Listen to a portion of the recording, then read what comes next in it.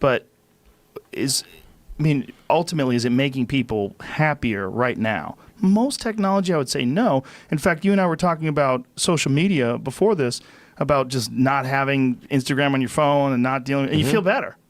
Yes, I think that one of the issues with social media that's been pointed out by many people is that I think maybe particularly Instagram, people look like they have a much better life than they really do. Right. So by design.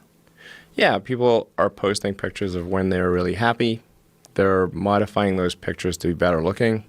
Even if they're not modifying the pictures, they're at least selecting the pictures for the best lighting, the best angle. So people basically seem they're way better looking than they basically really are. Right. And they're way happier seeming than they really are. So if you look at everyone on Instagram, you might think, man, there are all these happy, beautiful people, and I'm not that good looking, and I'm not happy. So I must suck, and that's going to make people sad. So when in fact, those people you think are super happy, actually not that happy. Some of them are really depressed. They're very sad. Some of the happiest seeming people, actually some of the saddest people in reality. And nobody looks good all the time. It doesn't matter who you are. No. It's not even something you should want. Why do you want to look great all the time? Yeah, exactly. So I think things like that can make people quite sad. Well, just by comparison, because you just sort of people generally think of themselves relative to others. We are constantly rebaselining our expectations. And you can see this, say, if you watch some show like Naked and Afraid, or, if you just go and try living in the woods by yourself for a while, and you'll learn that civilization is quite great. It has a lot of it. People want to come back to civilization pretty fast on Naked and Afraid. Wasn't that a Thoreau quote? The comparison is a thief of joy? Yeah. Well, happiness is reality minus expectations. That's great, too. But the comparison is a thief of joy really holds true to people. Is it? Theodore Roosevelt. Roosevelt. Fascinating. When you're thinking about Instagram, because what essentially Instagram is with a lot of people is you're giving them the opportunity to be their own PR agent. And they always go towards the glamorous, And when anybody does show, hashtag no filter, if they really do that, like, oh, you're so brave. Look at you. No makeup. Yeah. They look good anyway. You look great. What are you doing? Oh my God, you don't have makeup on. You still look hot as fuck. You know what you're doing. I know what you're doing too. They're letting you know, and then they're feeding off that comment section. Ooh, just a little sitting there like it's a fresh stream of love. Like you're getting right up to the source as it comes out of the earth, and you're sucking that sweet lot of emojis. Love water. Emojis. Yeah. A lot of emojis. My concern is not so much what Instagram is that I didn't think that people had the need for this or the expectation for some sort of technology that allows them to constantly get love and adulation from strangers and comments and this ability to project this sort of distorted version of who you really are. But I worry about where it goes. Like, what's the next one? What's the next one? Like, where is it? Is it going to be augmented? Is some sort of a weird augmented or virtual sort of Instagram type situation where you're not going to want to live in this real world? You're going to want to interface with this sort of world that you've created through your social media page. It's some next level thing. Go live in the simulation. Yeah, maybe in the simulation. Some Ready Player One type shit that's real. That seems, we have that HTC Vive here, and I've only done it a couple times, quite honestly, because it kind of freaks me out. Sure. My kids fucking love it, man. They love it. They love playing these weirdo games and walking around with that headset on. But part of me watching them do it goes, wow, I wonder if this is like the precursor. Just sort of like if you look at that phone that Gordon Gekko had on the beach. Yes. And then you compare the big that. Cell phone. Yeah, you compare that to like a Galaxy Note 9. Sure. Like, how the fuck did that become that, right? And I wonder when I see this HTC Vive, I'm like, what is that thing going to be 10 years from now when we're making fun of what it is now? What is it? How ingrained and how connected and interconnected is this technology going to be in our life? it will be, at some point, indistinguishable from reality. Where we'll lose this. We'll lose this. Like you and I are just looking at each other through our eyes. I see you, you see me. I hope. You think so? I think you probably have regular eyes. This could be some simulation. It could. Do you entertain that? Well, the argument for the simulation, I think, is quite strong. Because if you assume any improvement at all over time, any improvement, 1%, 0.1%, just extend the time frame, make it 1,000 years, 1,000,000 years. The universe is 13.8 billion years old. Civilization, if you count it, if you're very generous, civilization is maybe 7,000 or 8,000 years old, if you count it from the first writing. This is nothing. This is nothing. So if you assume any rate of improvement at all, then games will be indistinguishable from reality. Or civilization will end. One of those two things will occur.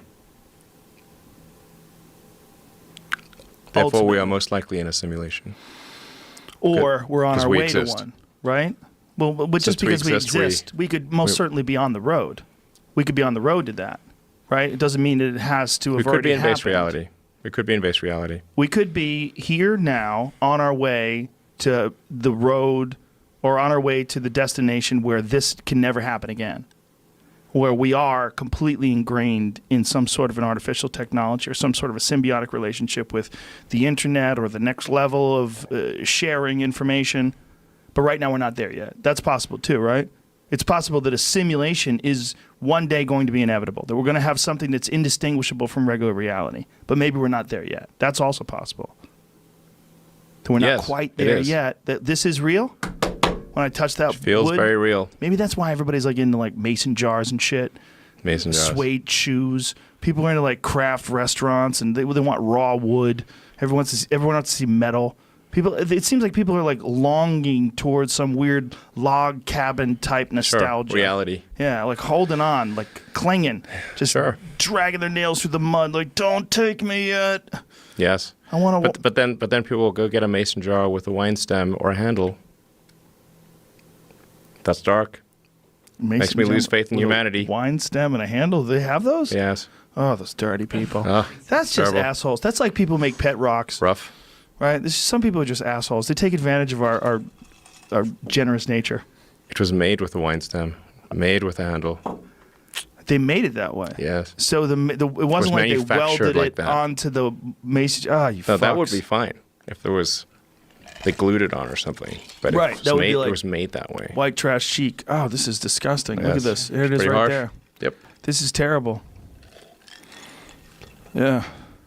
That's like fake breasts that are designed to be hard, like fake breasts from the 60s. It's like if you really long for the ones with ripples, here we go. Yeah. That's almost what that is. Yeah. What are you going to do, man? There's nothing, it's nothing you can do to stop certain terrible ideas from propagating. Yeah. Anyway, I don't want to sound like things are too dark because I think like you kind of have to be optimistic about the future. There's no point in being pessimistic. It's just too negative. It doesn't help. It doesn't help. I think you want to be. My theory is like you'd rather be optimistic. I think I'd rather be optimistic and wrong than pessimistic and right. Right. At least err on that side. Right. Yeah. Because if you're pessimistic, you're just going to be miserable. Yeah. Yeah, nobody wants to be around you anyway. If it's the end of the world, you're like, I fucking told you, bro. Yeah. The world's ending. Yeah. It is what it is for all. Enjoy the journey. Right. If you really want to get morose, it is what it is for all of us anyway. We're all going to go, unless something changes. Yeah. Ultimately, even if we just sort of existed as humans forever, we'd still eventually that'd be like the heat death of the universe. Right. A zillion years from now. Right. Even if we get it past the sun. If we figure out a way past the sun running out of juice. Eventually it's going to end. It's just a question of when. Right. So it really is all about the journey. or transcendence from whatever we are now into something that doesn't worry about death? The universe as we know it will dissipate into a fine mist of cold nothingness eventually. And then someone's going to bottle it and put a fragrance to it, sell it to French people in another dimension. It's just a very long time. So Yeah. I think it's really just about how can we make it last longer. Are you a proponent of the multi-universes theory? Do you believe that there are many, many universes, and that even if this one fades out, that there's other ones that are starting fresh right now, and there's an infinite number of them, and they're just constantly in this never-ending cycle of birth and death? I think most likely, this is just about probability, there are many, many simulations. These simulations are, we might as well call them reality, or you could call them the multiverse. These simulations, you believe, are created? Like someone has manufactured? They're running on the substrate. So That substrate is probably boring. boring. Mm-hmm. How so? Well, when we create a simulation, like a game or a movie, it's a distillation of what's interesting about life. You know, like it can take a year to shoot an action movie, and then that's all distilled down into 2 or 3 hours. So let me tell you, if you see an action movie being filmed, it's boring, super boring. There's like lots of takes. Everything's in a green screen. Looks pretty goofy. Doesn't look cool. But once you add the CGI and have great editing, it's amazing. So I think most likely, if we're a simulation, it's really boring outside the simulation. Because why would you make a simulation that's boring? You make a simulation way more interesting than base reality. That is, if this right now is a simulation. Yes. And ultimately, inevitably, as long as we don't die or get hit by a meteor, we're going to create some sort of simulation if we continue on the same technological path we're on right now. Yes. But we might not be there yet. So it might not be a simulation here. But it most likely is, you feel, other places. This notion of place or where is a Flawed. yes. Flawed Like perception. where, like right. that. If you have this sort of that Vive, you know, which that's made by Valve and Steam and it's really Valve that made it. HTC did the hardware, but it's really a Valve thing. Makers of Half-Life. Yes. Valve, great company. Great company.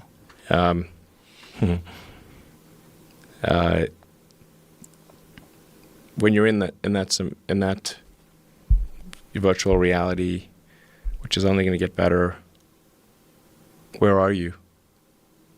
Where are you really? Right. You aren't anywhere. Well, whereas You're in the computer.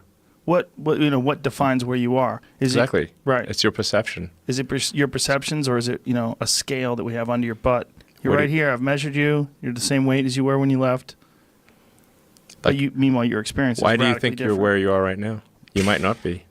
I'll spark up a joint if you keep talking. Your manager's going to come in here. We might have to lock the door. Right now, you think you're in a studio in LA. That's what I heard. You might be in a computer. Oh, listen, man. I think about this all the time. Yeah, I mean, it's unquestionable that one day that'll be the case, as long as we keep going, as long as nothing interrupts us, and if we start from scratch, and we're single-celled organisms all over again, and then millions and millions of years later we become the next thing that is us, with creativity and the ability to change its environment. It's going to keep monkeying with things until it figures out a way to change reality, to change. I mean, to almost like punch a hole through what is this thing into what it wants it to be, and create new things. And then those new things will intersect with other people's new things, and then it'll be this ultimate pathway of infinite ideas and expression, all through technology. Yeah. And then we're going to wonder, like, why are we here? What are we doing? Let's find out. Well, I mean, I think we should take the set of actions that are most likely to make the future better. yes. Right. Yeah. Right. And then reevaluate those actions to make sure they're that it's true. Well,